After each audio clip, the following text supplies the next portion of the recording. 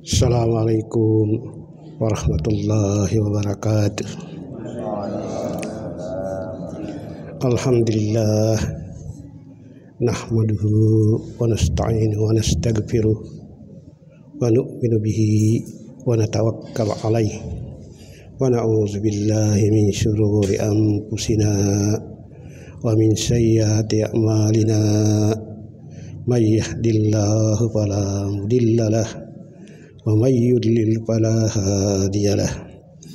Asyhadu an la ilaha illallah wahdahu la syarika lah wa asyhadu anna Muhammadan abduhu wa rasuluh.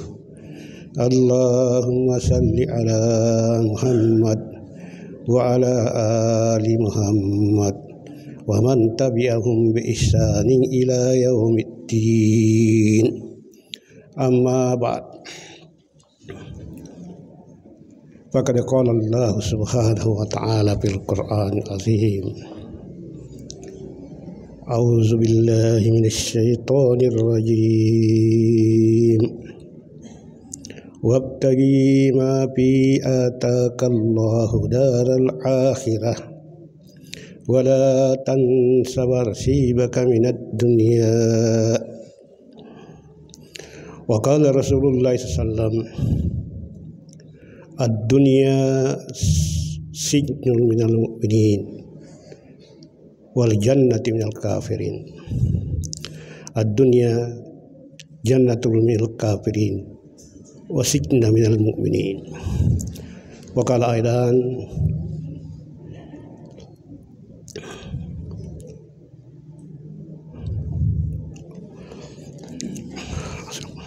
ji alhamdulillah jamaah subuh rahimakumullah.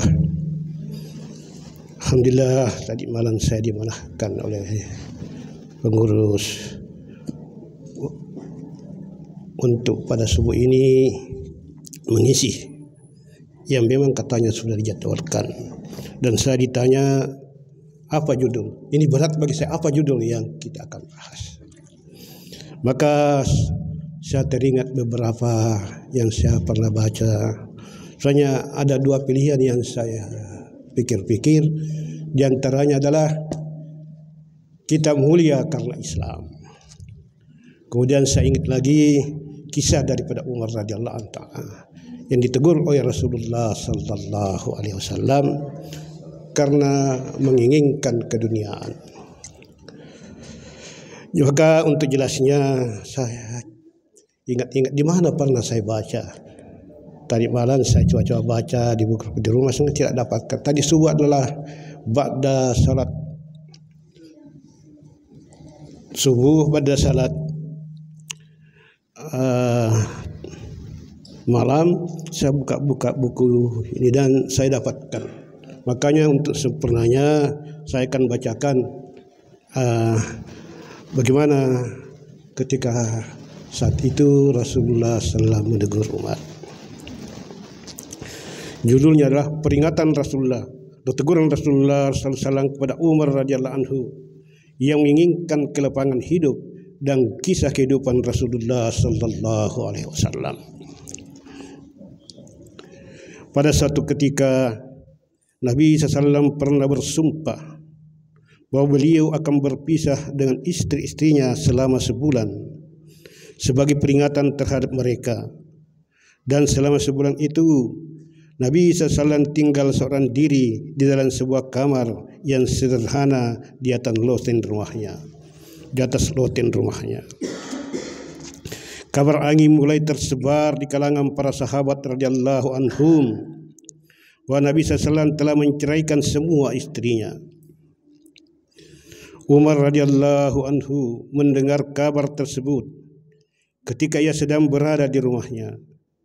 Ia langsung khawatir dan segera berlari menuju ke masjid. Di masjid terlihat para sahabat radhiyallahu anhu sedang duduk menangis karena takut akan kemarahan Nabi SAW. Demikian juga para wanitanya, mereka menangis di rumah-rumah mereka. Umar radhiyallahu segera menemui Hafsah radhiyallahu anha, putrinya, yang juga istri Nabi sallallahu alaihi wasallam. Rupanya Hafsah radhiyallahu anha juga sedang menangis di kamarnya. Umar radhiyallahu bertanya, "Mengapa engkau menangis? Bukankah selama ini aku telah melarangmu dari berbuat sesuatu yang dapat membuat Nabi sallallahu alaihi wasallam marah?" Lalu Umar radhiyallahu kembali ke masjid. Di sana terlihat sekelompok sahabat radhiyallahu anhum yang sedang menangis di dekat mimbar. Ia pun ikut duduk bersama mereka sejenak. Namun kesedihan yang mendalam membuatnya tidak dapat duduk dengan tenang. Lalu ia bangun dan berjalan menuju ke kamar Nabi sallallahu alaihi wasallam. Ia menemui Rabah radhiyallahu anhu, seorang hamba sahaya yang duduk di tangga kamar Nabi sallam. Oleh Rabah radhiyallahu anhu ini, Umar radhiyallahu meminta izin untuk menemui Nabi sallam. Rabah radhiyallahu anhu pun menyampaikan kepada Nabi sallam. Lalu ia kembali dan memberitahu Umar radhiyallahu anhu bahwa ia telah menyampaikan keinginan Umar radhiyallahu anhu tersebut. Tapi Nabi SAW sama sekali tidak menjawab. Lalu Umar radhiyallahu anhu mencoba lagi untuk meminta izin, tetapi Nabi SAW sama sekali tidak menjawab. Akhirnya ia merasa putus asa dan duduk kembali dekat mimbar. Namun ia tetap tidak dapat duduk dengan tenang. Beberapa lama kemudian Umar radhiyallahu kembali mencoba minta izin untuk menemui Nabi sallallahu alaihi wasallam, dan kali ini ia diizinkan masuk.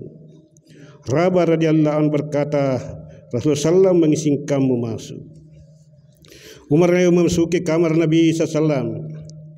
Ia melihat Nabi sallallahu alaihi wasallam yang sedang berbaring di atas selai tikar yang terbuat dari pelepah-pelepah kurma, tanpa alas kain sedikit pun, sehingga guratan-guratan tikar itu terlihat jelas di badan Nabi SAW yang putih bersih dan indah itu.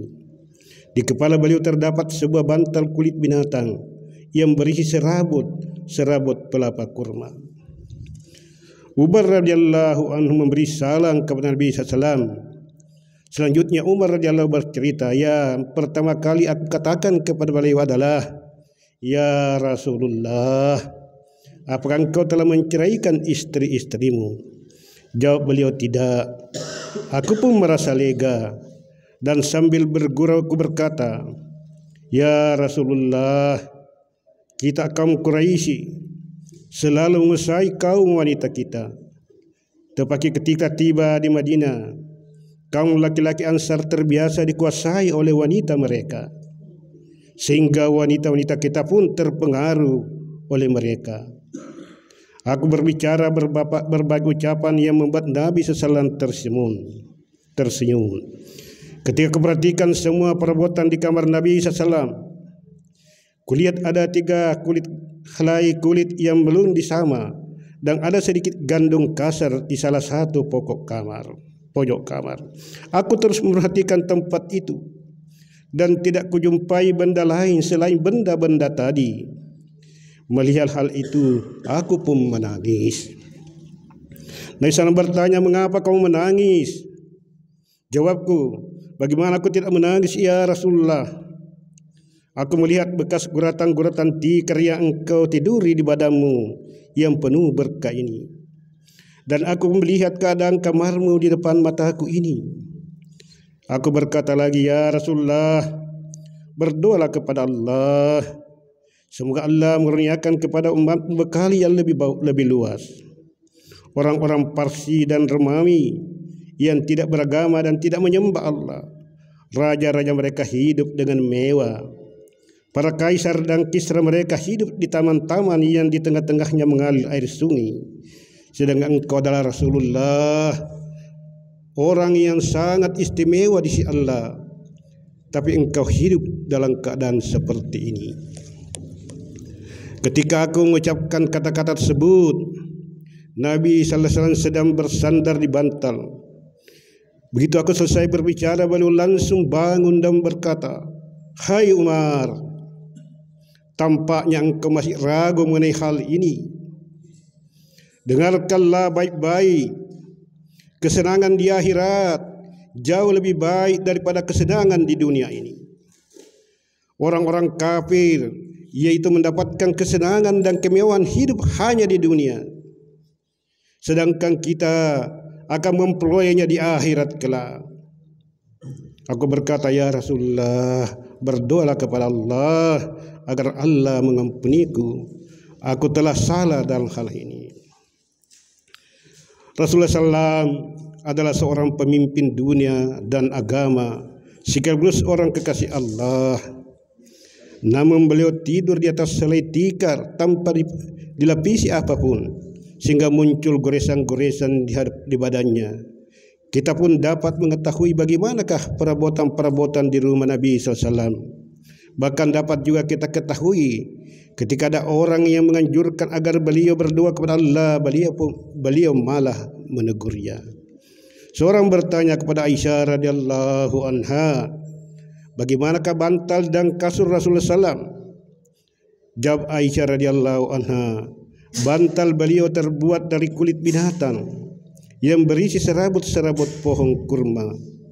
Hafsah radhiyallahu anha juga pernah ditanya oleh seseorang, bagaimanakah bantal dan kasur Rasulullah SAW? Jawabnya, tikarnya terbuat dari selai karung yang dilipat dua pada satu hari. Aku pernah melipatnya menjadi 4 lipatan agar beliau merasa lebih aman. Aku hamparkan alas tersebut untuk beliau berbaring. Namun keesokan paginya Nabi SAW bertanya kepadaku, apa yang telah engkau hamparkan untukku tadi malam? Jawabku, kain yang sama, tapi aku hanya melipatnya menjadi 4 lipatan. Beliau bersabda, lipatlah seperti sebelumnya. Kenyamanan seperti tadi malam telah menghalangiku dari bangun tahajud. Sedangkan kita sekarang ini selalu ingin tidur di atas kasur yang empuk dan nyaman. Renungkanlah betapa Allah telah mengaruniakan nikmat yang luas kepada kita, tapi janganlah kita mencukurinya, jangankan kita mencukurinya, malah selalu terdengar keluhan dari bibir kita. Jadi alhamdulillah jamaah yang dimuliakan Allah Subhanahu wa taala. Demikianlah Rasulullah sallallahu alaihi wasallam, kehidupan beliau yang begitu sederhana sehingga Umar radhiyallahu anhu menangis ketika melihat keadaan Nabi sallallahu alaihi wasallam, sehingga Rasulullah menegur radhiyallahu anhu bahwa kehidupan di dunia ini adalah kehidupan yang sementara. Kita hanya numpang lewat. Rasulullah mengatakan kita hanya numpang lewat di dunia ini, sekedar dalam keadaan panas kita berjalan dan kita hanya berteduh di bawah sebatang pohon untuk sejenak, kemudian kita akan melanjutkan lagi perjalanan menuju ke tempat yang lain. Begitulah gambaran Rasulullah SAW atas kehidupan dunia ini, kehidupan yang sementara, sebagaimana disabdakan dalam hadis beliau bahwa memang dunia ini merupakan surga bagi orang-orang kafir. Bahkan dunia ini, kata Rasulullah SAW, adalah seakan-akan menjadi penjara bagi orang-orang yang beriman. Bukan berarti orang beriman ini tidak membutuhkan keperluan, tapi jamaah yang mulia ta'ala, bukan itu yang menjadi tujuan kita. Seluruh para sahabat, tujuan utama mereka adalah bagaimana mendapatkan kejayaan, kebahagiaan di akhirat. Cita-cita mereka adalah untuk kehidupan yang mulia di akhirat, ingin berjumpa dengan Rabb mereka di akhirat. Dunia mereka ini adalah untuk menjadi ladan, dijadikan sebagai ladan untuk mendapatkan kejayaan yang selama-lamanya di akhirat nanti, abadan. Seorang ulama menggambarkan apa yang dimaksud dengan abadan. Dikisahkan sekiranya bumi ini dipenuhi oleh buah-buah atau biji-bijian, kemudian setiap 100 tahun ada seekor burung pipit atau burung yang mematuk satu biji memindahkan kepada tempat yang lain. Maka suatu saat entah triliunan tahun bagaimana biji-biji itu akan habis, dipindahkan ke tempat yang lain. Tapi kehidupan akhirat yang abadan tidak ada habisnya. Tidak ada habisnya. Kalau di akhirat nanti kita tidak terselamat dari azab Allah Subhanahu wa taala, kita bayangkan kira-kira bagaimana penderitaan kita. Bagaimana penderitaan kita. Tapi jemaah yang dimuliakan Allah taala, kalau kita mendapatkan kenikmatan di akhirat yang abadan, sama sekali tidak ada artinya kenikmatan yang kita pernah dapatkan di dunia. Maka para sahabat radhiyallahu taala menumpukan perhatiannya bagaimana mereka meraih kejayaan di akhirat. Sehingga mereka ini orang-orang yang cinta mati. Ketika perang Qadasiyah, pada saat itu Umar bin Khattab radhiyallahu anhu ingin sekali memimpin pasukan, tapi musyawarah daripada sahabat supaya Umar tetap di Madinah, sedangkan dipilih seorang sahabat untuk menjadi pimpinan daripada pasukan, dan dipilihlah Sa'ad bin Abi Waqqas radhiyallahu anhu taala. Maka ketika pasukan ingin bertemu, maka Waqqas radhiyallahu anhu mengirim surat kepada Rustum, kepada panglima perang daripada Irak. Bersama saya ini ada sebagian daripada mereka yang lebih mencintai kematian daripada cintamu kepada arak-arak. Jadi sahabat cinta kematian, karena kematian adalah pintu untuk memasuki nikmat yang abadi, yaitu surganya Allah Subhanahu wa taala. Cinta ini adalah, kematian adalah hadiah bagi orang yang beriman. Jemaah yang dimuliakan oleh Allah Subhanahu wa taala, kalau sekarang kita lihat bagaimana keadaan kita, keadaan kaum muslimin, kita lihat saja misalnya peristiwa yang terjadi sekarang, di mana saudara-saudara kita dibombardir di Palestina, dan sama sekali tidak ada usaha. Walaupun usaha hanya diplomasi untuk membantu mereka. Kenapa begitu jemaah yang bertala? Karena orang-orang Islam sekarang ini sudah takut akan kematian. Tidak merasa bahwa kematian adalah hadiah bagi mereka. Kehidupan dunia telah mengelabui mereka. Keindahan kehidupan dunia telah mengelabui mereka, sehingga lupa bahwa kehidupan yang dijanjikan Allah SWT di akhirat jauh lebih mulia daripada itu. Kita lihat sekarang negara Arab yang kaya raya, bagaimana mereka bisa mau berperang. Takut mereka tinggalkan apa yang dapatkan sekarang ini. Ketika Palestina dikembalikan kepada orang-orang Islam pada zaman pemerintahan Umar bin Khattab radhiyallahu taala, ketika itu Umar telah melantik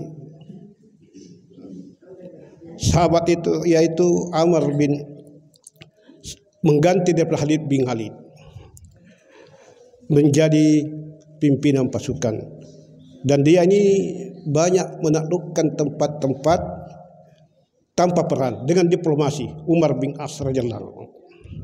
Maka juga begitu ketika memasuki Palestina, maka dia memberikan bayan hidayah, petunjuk kepada pasukannya, tundukkan pandangan. Maka ketika mau memasuki Baitul Maqdis, seluruh pasukannya menundukkan pandangan. Orang-orang Nasrani pada saat itu melemparkan keping-keping emas kepada mereka, dan mereka sama sekali tidak memperhatikan keping-keping emas. Mereka tetap menundukkan pandangan. Kemudian diuji lagi dengan bagaimana disebarkan wanita-wanita yang setengah telanjang untuk mengalihkan perhatian mereka. Mereka tetap menundukkan pandangan, sehingga rahib-rahib pada saat itu mengambil keputusan bahwa dia akan menyerahkan kunci daripada Baitul Maqdis ini, tapi harus yang datang mengambil kunci ini adalah Khalifah Umar bin Khattab radhiyallahu anhu ta'ala.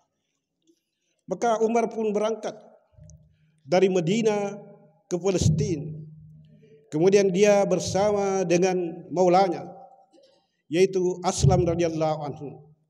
Dan dua orang ini hanya mengendarai himar. tidak bisa dikendarai oleh dua orang. Maka mereka saling bergantian.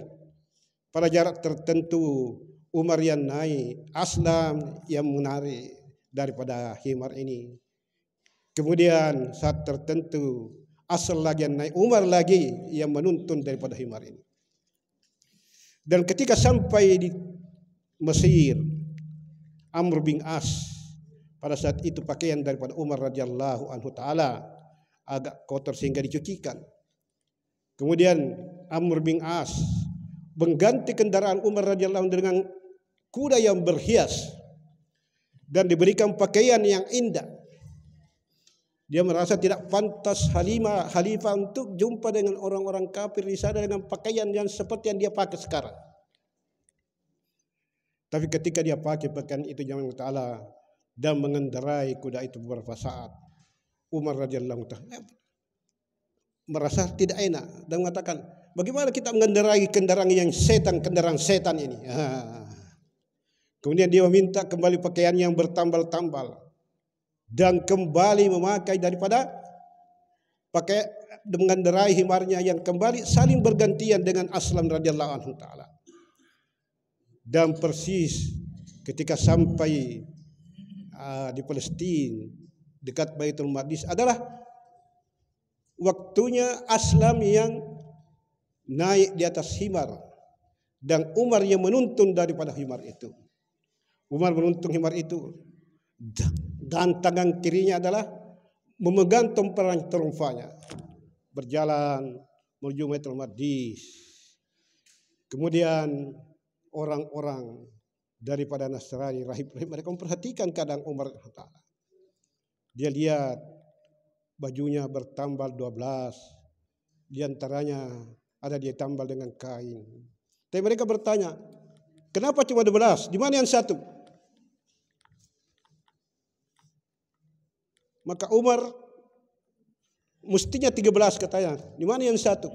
Maka Umar mengangkat ketiaknya dan di situ ada tambalan satu. Ini yang satu Jadi jemaah yang dimuliakan Allah Ta'ala, cinta mereka adalah akhirat.